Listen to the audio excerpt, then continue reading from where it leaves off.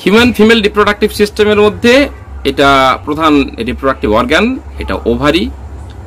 ওভারিটা মেসোভ্যারিয়াম নামক লিগামেন্টের সঙ্গে ইউটেরাইন ওয়ালের সঙ্গে অ্যাটাচ হয়ে থাকে। এটা মেসোভ্যারিয়াম নামক লিগামেন্ট, এদিকেও থাকবে মেসোভ্যারিয়াম লিগামেন্ট, দুদিকে দুটো লিগামেন্টের সাহায্যে দুটো ওভারি সংযুক্ত থাকে এটা উদর গহ্বরের মধ্যে। এর সঙ্গে এই যে অংশটা দেখতে পাচ্ছি এটা ফ্যালোপিয়ান টিউব। ফ্যালোপিয়ান টিউবের সঙ্গে ফ্যালোপিয়ান টিউব কানেক্ট করে ওভারির সঙ্গে ইউটেরাসের, এটা কানেক্ট করে। তো এই ফ্যালোপিয়ান টিউবের অনেকগুলো অংশ হচ্ছে, তার মধ্যে অ্যাম্পুলা নামক স্থান। এই ফ্যালোপিয়ান টিউবের যে ফিঙ্গার লাইক প্রজেকশন, এগুলো বলে পিলি বা ফিমরি। ফ্যালোপিয়ান টিউবের এই অংশগুলোর নাম পিলি বা ফিমরি। এর অনেকগুলো পার্ট রয়েছে, তার মধ্যে একটা হচ্ছে ইস্তমাস, জরায়ুর জাস্ট পরবর্তী পার্ট। জরায়ুর জাস্ট পরবর্তী পার্টটাকে বলা হয় ইস্তমাস, এটাকে ইস্তমাস। ইস্তমাসের পরে জাস্ট তার পরের অংশ হচ্ছে অ্যাম্পুলা। অ্যাম্পুলা অ্যাকচুয়ালি এই অ্যাম্পুলা নামক জায়গাতেই কিন্তু ফার্টিলাইজেশনটা হয়, ইস্তমাস, অ্যাম্পুলা। আর ইনফান্ডিবুলাম, তারপরের বাকি পার্টটাকে বলা হয় ইনফান্ডিবুলাম।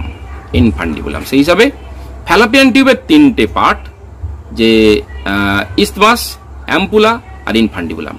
ইনফান্ডিবুলাম থেকে যে ফিঙ্গার লাইক প্রজেকশনগুলো বেরিয়ে আসছে, এই ফিঙ্গার লাইক প্রজেকশনের প্রত্যেকটা বলা হয় পিলি বা ফিমরি। মিনিমাম একটা পিলি বা ফিমরি ওভারির সঙ্গে কানেক্ট হয়ে থাকবেই, কারণ ওভারি থেকে আফটার ওভিউলেশন যখন ওভাম প্রোডাকশন হবে, তখন ওভামটাকে মিনিমাম একটা পিলি বা ফিমরির সঙ্গে কানেকশন থাকলে ওই ওভামটা পিলি বা ফিমরির মাধ্যমে কালেক্টেড হয়ে এই ফ্যালোপিয়ান টিউবের মধ্যে আসবে। যদি এখানে একটাও পিলি বা ফিমরি এখানে কানেকশন না থাকে, যদি না থাকে, এটা ব্লকেজ হয়ে থাকে, তাহলে সেক্ষেত্রে ওভিউলেশনের ফলে যে ওভামটা তৈরি হবে, সেই ওভিউলেশন তোমার ওভাম যেটা তৈরি হবে, সেই ওভামটা বডি ক্যাভিটির মধ্যে প্রবেশ করে যেতে পারে। যদি কোনো কারণে স্পার্ম বডি ক্যাভিটির মধ্যে চলে আসে, তাহলে বডি ক্যাভিটিতে ফার্টিলাইজেশন হবে, তখন একটোপিক ইমপ্ল্যান্টেশন বলা হয়। একটোপিক তার মানে যেখানে রোপণ হবার কথা নয় সেখানে রোপণ হয়েছে, এটাকে একটোপিক ইমপ্ল্যান্টেশন বলা হয়। এটা গেল ফ্যালোপিয়ান টিউব। ওভারির কথাটা আমি পরে আসছি, কারণ ওভারি সব থেকে ইম্পর্টেন্ট পার্ট।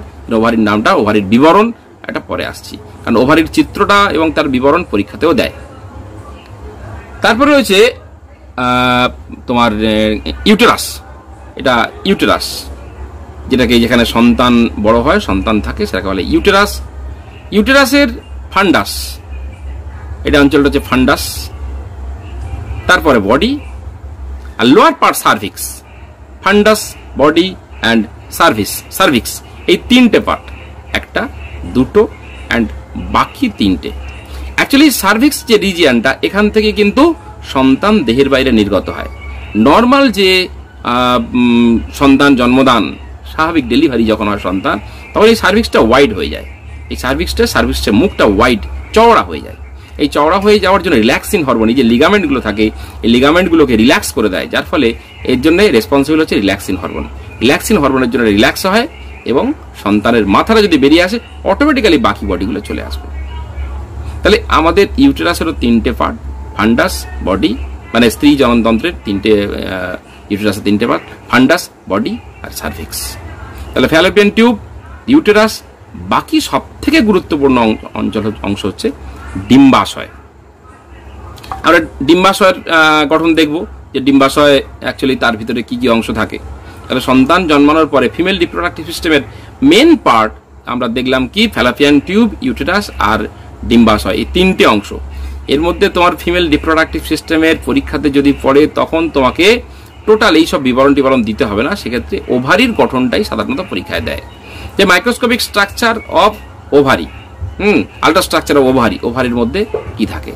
একটা মেয়ে জন্মানোর সঙ্গে সঙ্গে তার প্রত্যেকটা ওভারির মধ্যে দুদিকে দুটো ওভারি থাকে, দেখতে পাচ্ছ, এখানে একটা ওভারি রয়েছে, এখানে একটা ওভারি রয়েছে। এই দুদিকে দুটো ওভারি, প্রত্যেকটা ওভারির মধ্যে কয়েক লক্ষ প্রাইমোর্ডিয়াল ফলিকল থাকে, আদি ডিম্বথলি। এর মধ্যে কয়েক লক্ষ প্রাইমোর্ডিয়াল ফলিকল, এইখানে প্রাইমোর্ডিয়াল ফলিকল, অসংখ্য প্রাইমোর্ডিয়াল ফলিকল এর মধ্যে অবস্থান করে। এই যে প্রাইমোর্ডিয়াল ফলিকলগুলো একটা নির্দিষ্ট বয়সের পর প্রত্যেকটা একটা করে প্রাইমোর্ডিয়াল ফলিকল ম্যাচিউর হতে শুরু করে দেয়। প্রথম ম্যাচুরেশন যখন হয় তখন হলো মেনার্কি। এই ম্যাচুরেশন শুরু হবে, তার সঙ্গে কিছু ইউটেরাসের মধ্যে পরিবর্তন শুরু হয়ে যায়।